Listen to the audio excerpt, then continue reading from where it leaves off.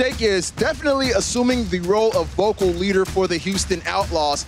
It was a must-win for both teams today when Houston faced off against the Florida Mayhem.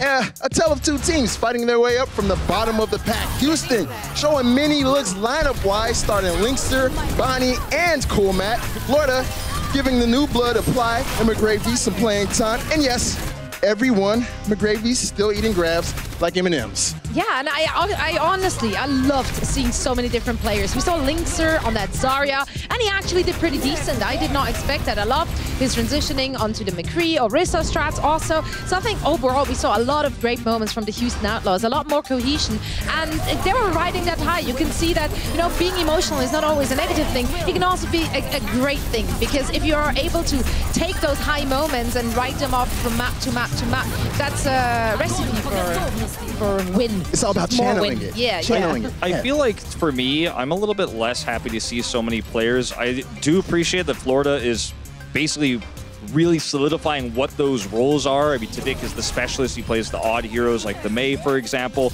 We're seeing Apply is more of the generalist. He actually is able to flex over here to the Genji. But I think it makes the Florida Mayhem predictable, as I pointed out in the cast earlier. You know, whenever you see these subs come through as the opponent team, you're like, okay, I've seen this 3-4 times already. I know exactly what's coming. I think the Florida Mayhem need to become more flexible with a more solid all-rounder 6 roster rather than trying to plug in puzzle pieces where they're needed. I mean, this is 100% my issue as well with the Florida Mayhem. It's like, you're on Kings Row, you're on Rialto, you're seeing Tavik.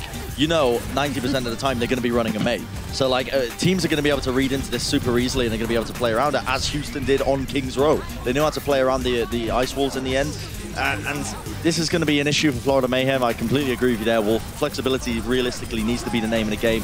But also, just generally speaking, they've got a lot of talent on this roster, and I feel like they're not being utilized properly.